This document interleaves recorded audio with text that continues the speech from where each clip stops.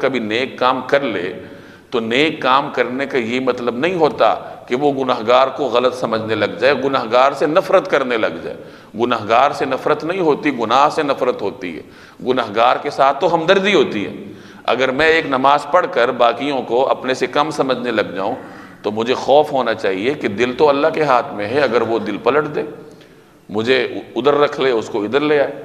تو ہمیشہ ایک معرفت رکھنے والا انسان اللہ جل جلالہ کے خوف سے لرزتا رہتا ہے، اور جتنے آدمی کے اندر معرفت بڑھتی ہے اتنا اس کے اندر خوف بھی بڑھتا ہے۔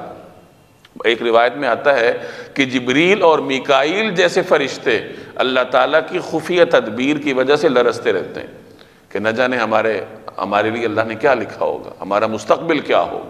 تو میں اور آپ کیسے مطمئن ہو سکتے ہیں؟ حضرت ابراہیم علیہ السلام نے جب بیت اللہ کی تعمیر کی تو کتنا بڑا کارنامہ تھا کہ اللہ کا گھر بنایا، لیکن بیت اللہ کی تعمیر کرنے کے بعد انہوں نے کیا کیا؟ عاجزی کے ساتھ اللہ کے حضور دعا کی، ربنا تقبل منا، کہ یا اللہ ہم سے قبول فرما لیجیے۔ یعنی بنا تو ہم نے دیا ہے، قبول آپ نے فرمانا ہے۔ تو یہ ایک حقیقی بندے کی علامت ہے کہ بندگی کا تقاضا یہ ہے کہ جتنی عبادات وہ بڑھاتا جائے اسی قدر اس کی عاجزی میں اضافہ ہونا چاہیے، اور عاجزی کی وجہ سے پھر بندوں کے ساتھ ہمدردی پیدا ہوتی ہے، دوسروں کو دیکھ کر اس کے دل میں نفرت نہیں پیدا ہوتی۔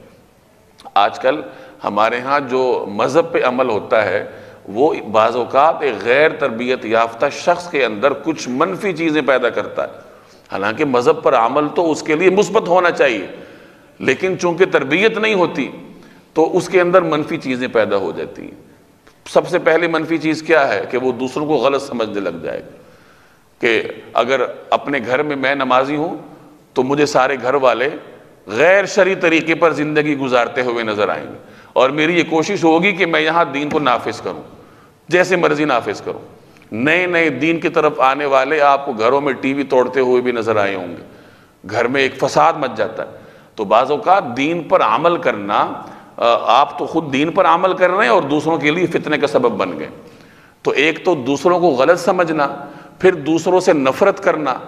تو نفرت انگیزی بھی اگر کہیں ہے تو وہ بہت زیادہ آپ کو مذہبی طبقے میں نظر آئے گی، کہ بظاہر تو وہ مذہب کے نام لیوا ہیں لیکن اپنے اندر نفرت کا وہ الاؤ لے کے پھر رہے ہیں کہ شاید پوری دنیا میں ان کی نفرت تقسیم کر دی جائے تو وہ سب کے لیے کافی ہو جائے۔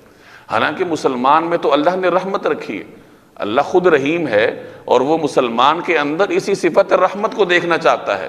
غصے والا، نفرت والا شخص اللہ تعالیٰ کو پسند نہیں ہے۔